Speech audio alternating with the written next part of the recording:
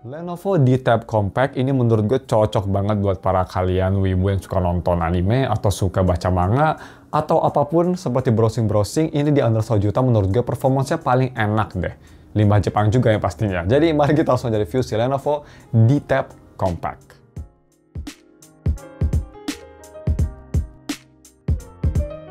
Halo guys, nama gue Stanley Staff-Tech dan mari kita langsung aja review si Lenovo D-Tab Compact ini. Jadi seperti biasa, seperti kalian tahu di video ini, kalau misal kalian mau beli tablet ini, gue bakal taruh linknya semua ada di deskripsi. Dan kalau misal tag sama wallpaper juga, gue bakal taruh link wallpapernya ada di deskripsi. Seperti biasanya pertama kita bahas untuk harga dan speknya. Harga sendiri kalian bisa beli di under 1 juta. Biasanya 1 juta pas, tapi kalau pakai diskon Tokped atau Shopee bisa under ya.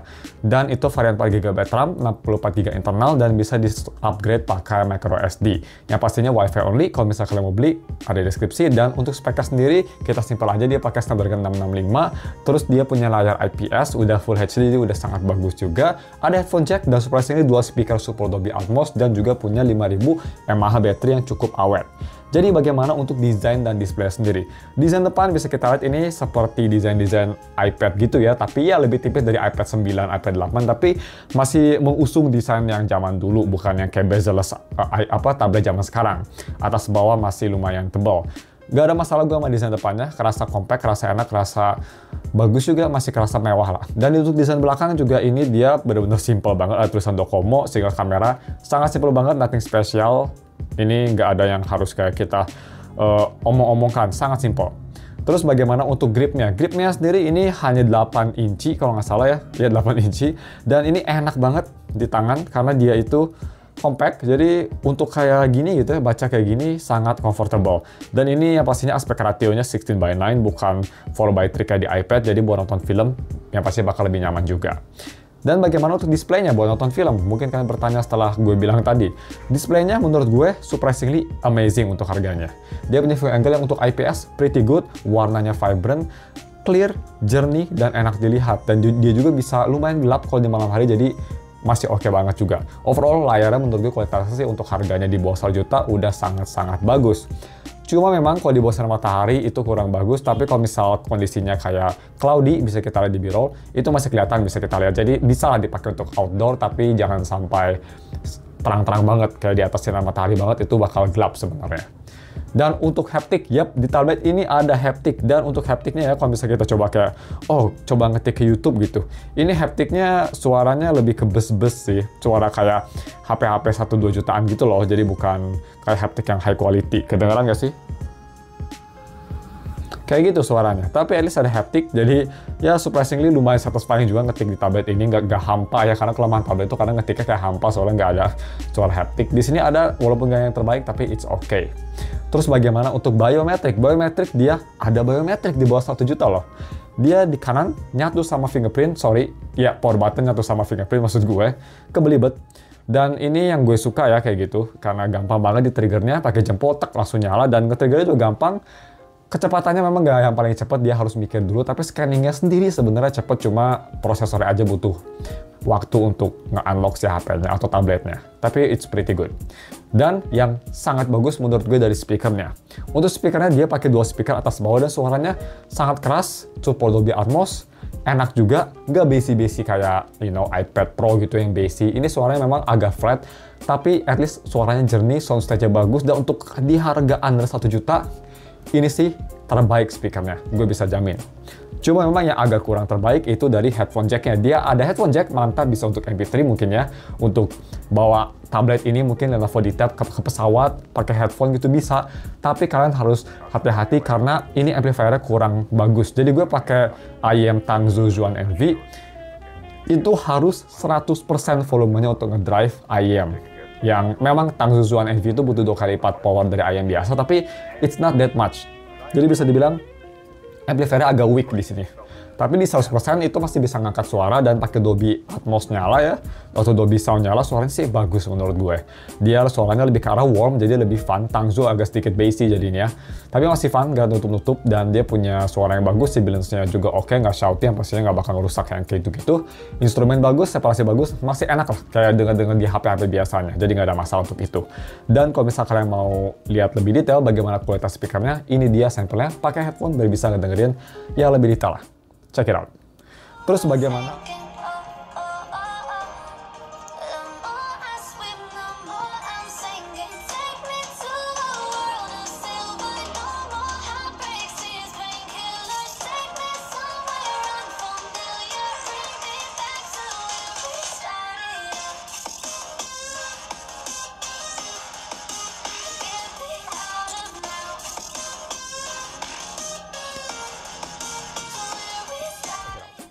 Terus bagaimana, ini kita cepet aja ya, untuk kameranya. Kalau misalnya kalian lagi kepepet terus mau scan dokumen atau ya buru-buru ngambil foto, HP kalian baterainya habis, pengen pakai tablet ini gitu, gimana kualitasnya? Bisa kita lihat, gue kasih beberapa foto indoor.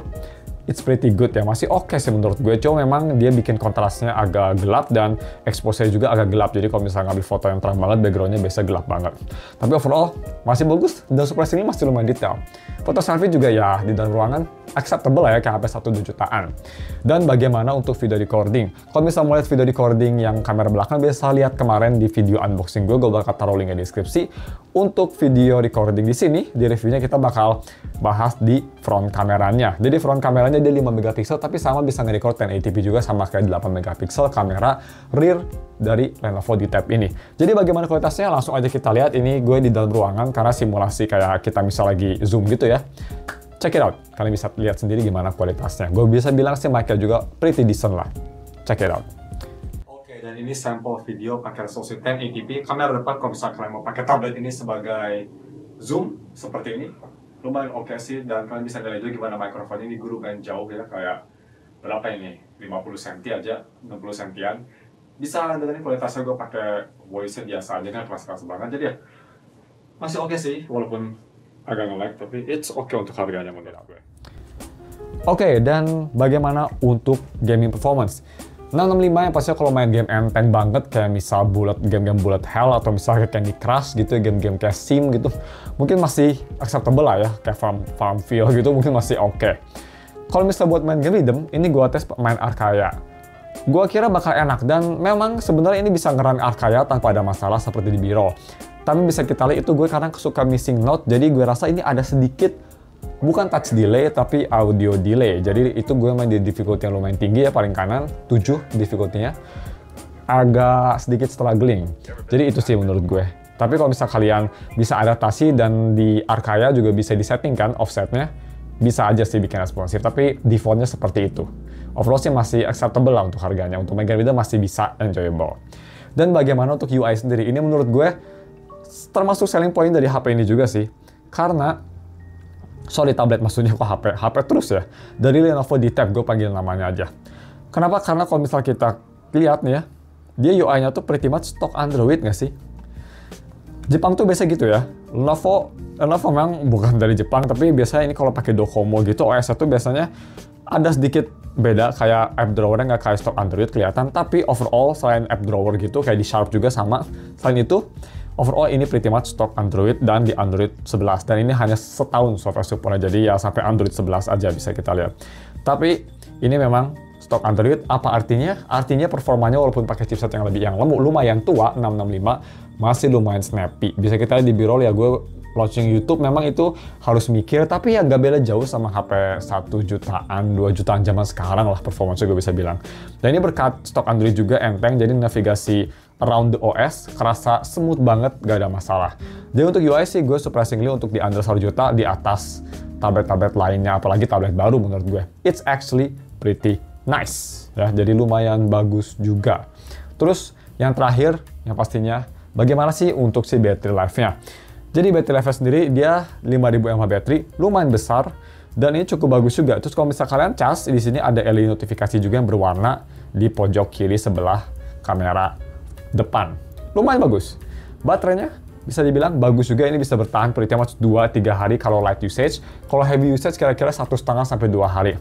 Tapi ini chipsetnya efisien dan gue 2 hari ini bisa tahan lama. Gue sering pakai buat kayak baca manga, nonton Netflix ya, nonton YouTube gitu. Enak lah. Dan juga ini form factor-nya menurut gue perfect banget, jadi bisa dipakai lama-lama gitu tanpa keberatan atau rasa aneh. Jadi baterai solid, dan bagaimana untuk konklusinya, tapi kita bahas kelemahan yang gue rasa selama pakai tablet ini. Yang pertama tadi yang pasti buat main game. Dia kalau main game ya butuh respon besar, ini agak sedikit kurang responsif. Dan untuk headphone jack-nya sendiri, walaupun ada headphone jack, tapi sayangnya kualitasnya, DAC-nya bagus, tapi amplifiernya kurang oke, kurang powerful menurut gue. Itu aja sih, sayang itu ini menurut gue komplit banget lah. Layarnya bagus, compact design, enak banget buat dipakai entertainment ya, nonton, baca gitu, mantap sekali. Speakernya juga oke banget, jauh di atas ekspektasi gue. Kameranya bukannya terbaik, tapi usable dan decent. Untuk video juga cukup oke. Build-nya kerasa solid banget, ini kerasa kayak dense gitu, nggak kopong, jadi kerasa kayak high quality, nice. Overall sih gue nggak ada masalah sama si tablet ini. Performanya juga masih acceptable.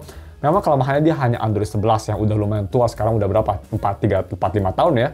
Tapi menurut gue sih it's fine, no problem. Karena Android 11 pun masih bisa disupport lah untuk 2-3 tahun. Jadi gue rasa ini tablet masih bisa bertahan 2-3 or even 4 tahun lah. Kalau misalkan pemakaiannya kayak gue, misalkan hanya light usage ya, bukan kayak mau pakai ini sebagai pengganti PC gitu, mungkin it's not really that good of an idea. Anyway, cuma segitu aja videonya. Ini lebih pendek. Kalau misalkan kalian suka video yang lebih ringkas gini, bisa komen di bawah juga. Gue pengen dengar feedback kalian juga. Kalau misalkan kalian ingin gue nge-review tablet lainnya unik, bisa komen di bawah. Jangan lupa dan subs, dan kita ketemu lagi minggu depan untuk video review lainnya. See you next week. Bye.